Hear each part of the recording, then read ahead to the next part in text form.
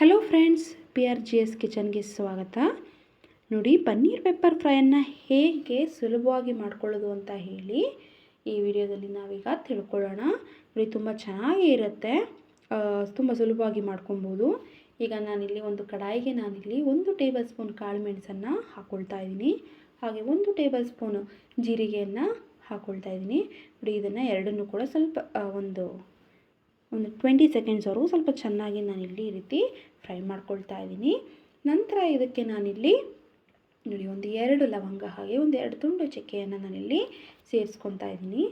ಹಾಗೆ ನೋಡಿ ಅರ್ಧ ಟೇಬಲ್ ಸ್ಪೂನಷ್ಟು ಧನಿಯಾನ ಹಾಕ್ಕೊಂಡಿದ್ದೀನಿ.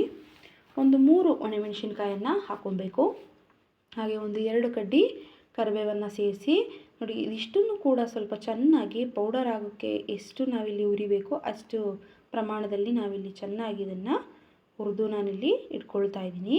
ನೋಡಿ, ಇಷ್ಟನ್ನು ಕೂಡ ಚೆನ್ನಾಗಿ ನಾನಿಲ್ಲಿ ಒಂದು ಪ್ಲೇಟ್ಗೆ ಹಾಕ್ಕೊಂಡು ನೋಡಿ ಆರೋದಕ್ಕೆ ನಾನಿಲ್ಲಿ ಬಿಡ್ತಾ ಇದ್ದೀನಿ.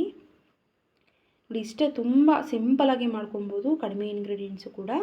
ಈಗ ಅದೇ ಕಡಾಯಿಗೆ ನಾನಿಲ್ಲಿ 3 ರಿಂದ 4 ಟೇಬಲ್ ಸ್ಪೂನಷ್ಟು ಎಣ್ಣೆಯನ್ನು ಹಾಕ್ಕೊಳ್ತಾ ಇದ್ದೀನಿ. ಎಣ್ಣೆ ಕಾದ ನಂತರ ಇದಕ್ಕೆ ನಾನಿಲ್ಲಿ 3 ಈರುಳ್ಳಿಯನ್ನು ಅಂದರೆ ಮೀಡಿಯಮ್ ಸೈಜ್ ಈರುಳ್ಳಿಯನ್ನು ಸಣ್ಣದಾಗಿ ಹೆಚ್ಚಿಟ್ಕೊಂಡು ಹಾಕ್ಕೊಂಡು ಸ್ವಲ್ಪ ನೋಡಿ ಚೆನ್ನಾಗಿ ಫ್ರೈ ಮಾಡ್ಕೊಳ್ತಾ ಇದ್ದೀನಿ. ಈರುಳ್ಳಿ ಬಣ್ಣ ಸ್ವಲ್ಪ ಚೆನ್ನಾಗಿ ಕಲರ್ ಕೂಡ ಚೇಂಜ್ ಆಗಬೇಕು.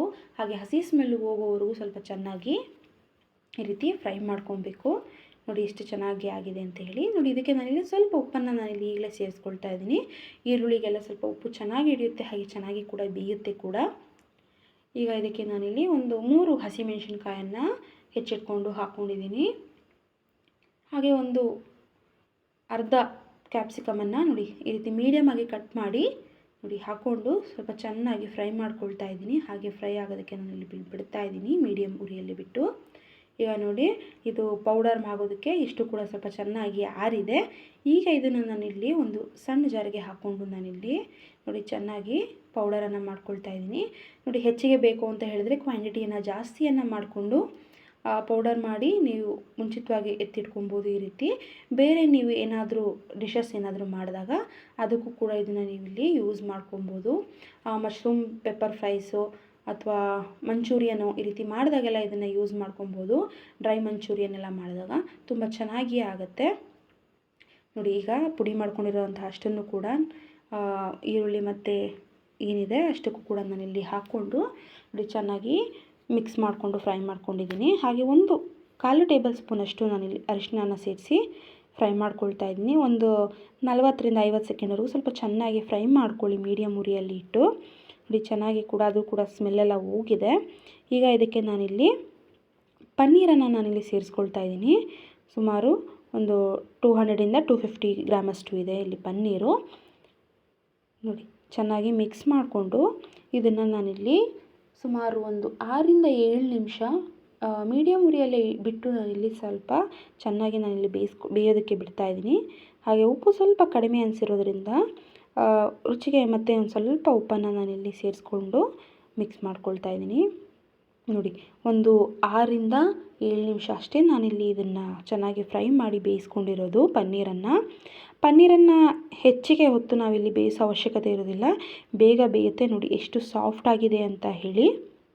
ನೋಡಿ ಎಷ್ಟು ಚೆನ್ನಾಗಿ ಸಾಫ್ಟ್ ಆಗಿದೆ. ಟೇಸ್ಟು ಕೂಡ ಅಷ್ಟೇ ಚೆನ್ನಾಗಿರುತ್ತೆ. ಖಾರವಾಗಿ ಏನಾದರೂ ನಾವು ತಿನ್ನಬೇಕು ಅಂತ ಅನಿಸಿದ್ರೆ, ಬಾಯಿ ಕೆಟ್ಟಿದೆ ಅಂತ ಅನಿಸಿದ್ರೆ ನೋಡಿ ಈ ರೀತಿ ಪನ್ನೀರಲ್ಲಿ ಟ್ರೈ ಮಾಡ್ಕೊಳ್ಳಿ, ತುಂಬ ಚೆನ್ನಾಗಿ ಆಗುತ್ತೆ. ಮಕ್ಕಳು ಅಥವಾ ಮನೆಯವರು ತುಂಬ ಇಷ್ಟಪಟ್ಟು ತಿಂತಾರೆ. ಪನ್ನೀರಲ್ಲಿ ಈ ರೀತಿ ಡಿಶಸ್ನ ರೆಡಿ ಮಾಡ್ಬೋದು. ಇದನ್ನು ಪರೋಟ ಹಾಗೆ ಚಪಾತಿ ಜೊತೆ ತಿನ್ನೋದಕ್ಕೆ ತುಂಬ ಚೆನ್ನಾಗಿರುತ್ತೆ. ನೋಡಿ, ನೀವು ಕೂಡ ಮನೆಯಲ್ಲಿ ಟ್ರೈ ಮಾಡಿ, ತುಂಬ ಇಷ್ಟಪಡ್ತೀರಾ. ನಿಮಗೆ ಈ ರೆಸಿಪಿ ಇಷ್ಟ ಆಗಿದರೆ ಲೈಕ್ ಮಾಡಿ, ಶೇರ್ ಮಾಡಿ, ಕಮೆಂಟ್ ಮಾಡಿ, ಹಾಗೂ ತಪ್ಪದೆ ಸಬ್ಸ್ಕ್ರೈಬ್ ಮಾಡಿ. ಇನ್ನು ಯಾರ್ಯಾರು ಚಾನಲನ್ನು ಸಬ್ಸ್ಕ್ರೈಬ್ ಆಗಿಲ್ಲ ಆದಷ್ಟು ಬೇಗ ಸಬ್ಸ್ಕ್ರೈಬ್ ಆಗಿ ಇನ್ನೂ ಹೆಚ್ಚಿನ ವಿಡಿಯೋಗಾಗಿ ಚಾನಲನ್ನು ವೀಕ್ಷಿಸಿ. Thank you.